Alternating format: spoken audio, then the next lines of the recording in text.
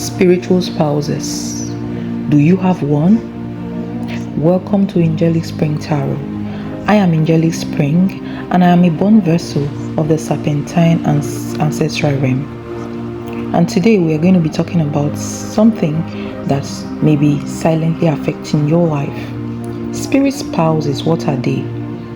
They are spirits, deities, or ancestral forces who bind to people by covenant, knowingly or unknowingly. They are spirits who are overly protective or obsessive towards certain people. It is that close attachment that is referred to as spiritual marriage, not the type of physical marriage you know.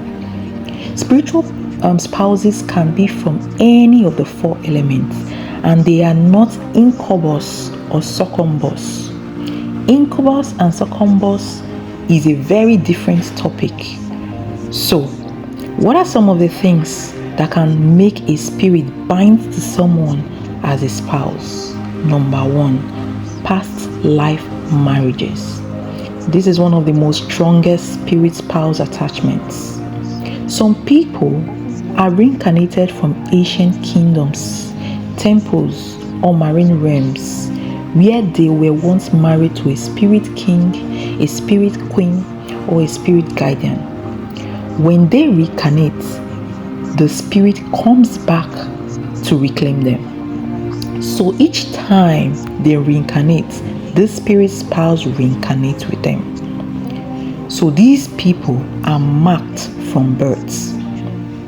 Signs that somebody reincarnated with a spirit spouse: feeling washed since childhood, recurring dreams of a temple or palace, meeting a spirit in a dream who calls you pet name, who calls you wife, or calls you husband.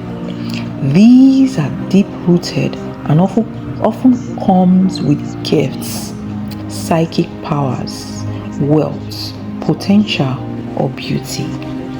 A lot of these people end up becoming healers, spiritualists, or spiritual people.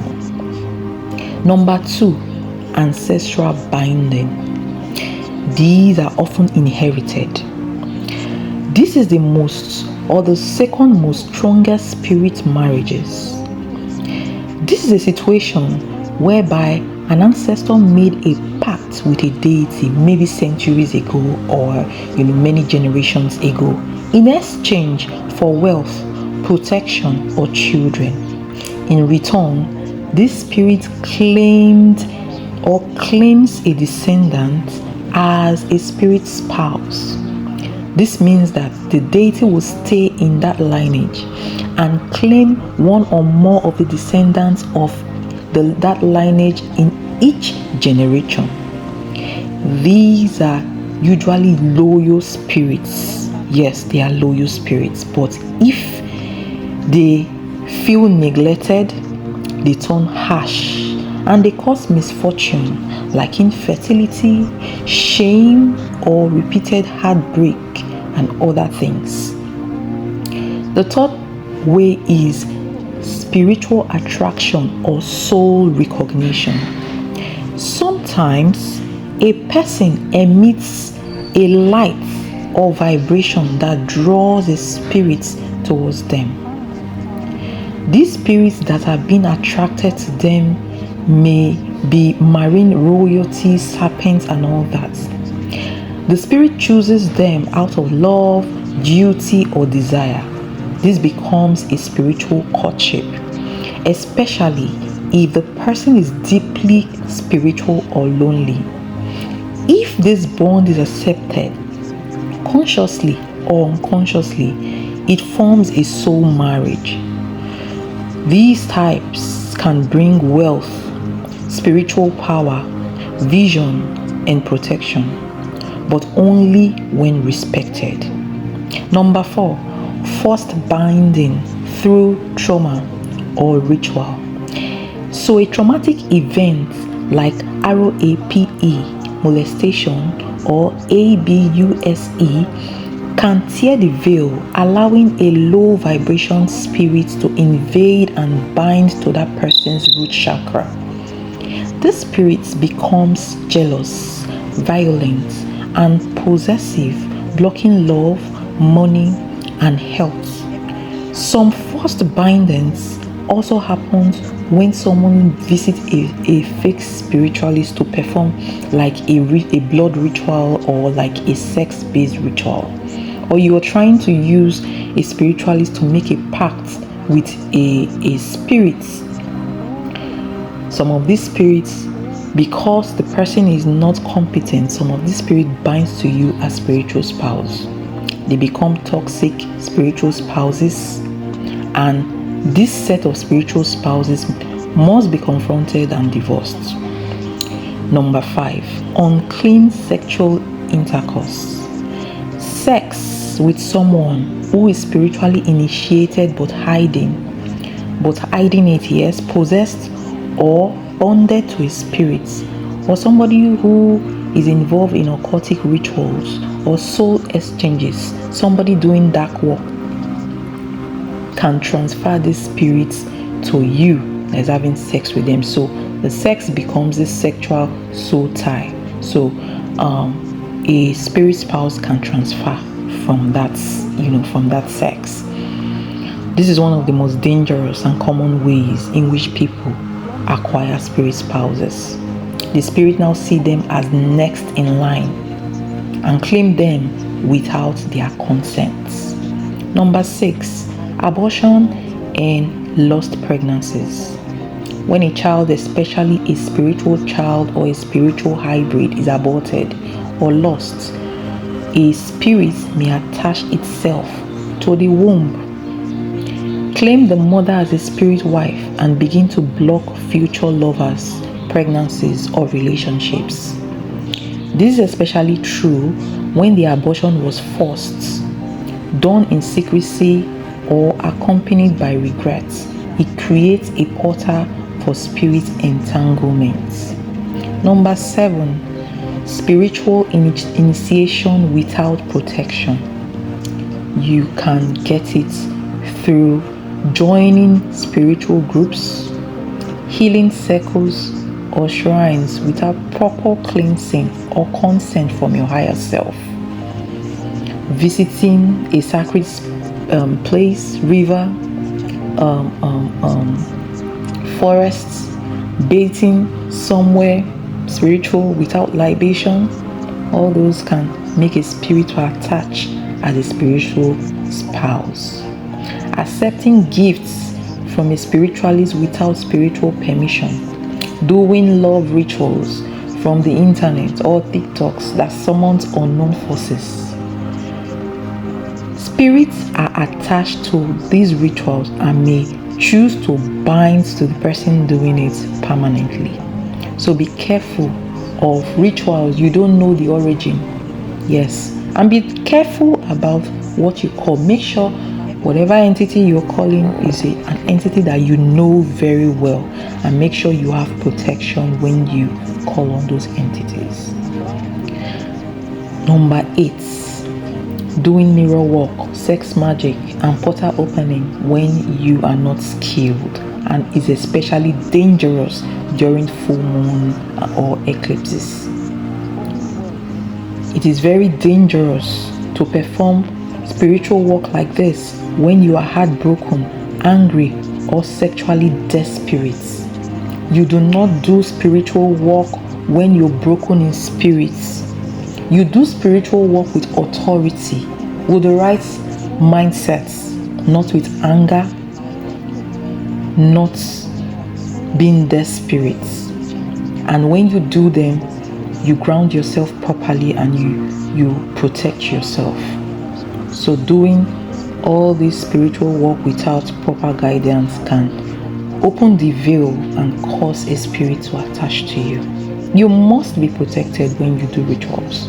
Number 9, dream manifestation or spiritual seduction. Yes, some spirit targets gifted souls in dream realm, pretending to be lovers, protectors, or twin flames. Yes, if the person accepts a kiss, ring, sex, or food in the dream, feels pleasure or surrender in that encounter, wakes up feeling drained, marked, or emotionally attached, the spirit may have successfully bounded to them. That is why when you have some certain dreams, it is good to cleanse immediately when you wake up and reject what you see. Make sure you say affirmations to reject it so that you don't get bounded to things like this. Number 10, and the last way, is inherited items or spiritual gifts. Wearing jewelry, crowns, beads, or clothing from unknown ancestors, river gods, shrines, dead people, or inherited property can pass on spiritual covenant, especially if the item belongs to someone married to a spirit spouse. So be careful what you accept. What are the signs that you can see when there is a spirit spouse attached to you? I'm going to talk about the dream signs first. Number 1, under the dream signs, repeated sexual dreams. You find yourself being intimate in dreams with a face you can't always see, or a powerful being that feels familiar. Marriage in dreams, wearing wedding gowns, rings, veils, or being led to an altar or sea palace. Seeing yourself married to someone who appears regularly is a sign that you've been bounded to a spirit spouse, or you have a spirit spouse. When you dream and see yourself quarreling with lovers, arguing, or you pull away from them, that is another sign of having a spirit spouse. When you dream and see yourself being pregnant or carrying kids in dream, breastfeeding children, that is a sign that you have a spirit spouse. Relationship signs. One of the very, very strong relationship signs that you have a spirit spouse is the fact that lovers lose interest or disappear after intimacy. So you find out that you may attract love easily, but then it breaks down suddenly, especially after sexual contacts. The next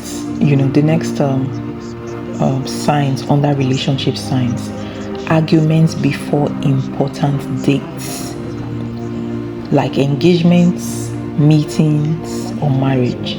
So things just fall apart the moment a relationship gets serious. Next point: jealousy or hatred from partners for no reason. So you just wake up one day and your partner becomes very cold, cruel without a cause. Is often because of spirit spouse. A spirit may be projecting onto them. Now, financial and destiny signs that you have a spirit spouse. So money may flow in suddenly, then dries up. So the spirit rewards you when you avoid people, but it blocks you when you try to build a relationship or relationships. You get spiritually powerful, but physically stuck. If you feel, connected to spirit, you see visions or dream heavily, but your real life progress is blocked, it means you have a spirit spouse. Physical body signs that you can get when you have spirit spouse. Number 1, feeling touched, kissed, or held at night. You wake up feeling touched, wet, sore, or emotionally full, as if you just had sex. That is a very big sign. Next point: pressure on the chest or womb area, especially around midnight to 3 a.m.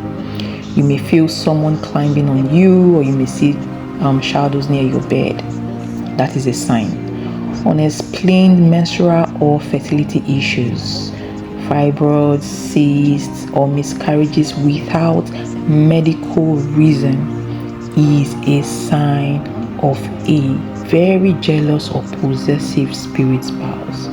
Spiritual signs that you can see when you have spirit spouse: hearing your name called at night, no one is there, but a voice you recognize keeps calling softly. That is one sign.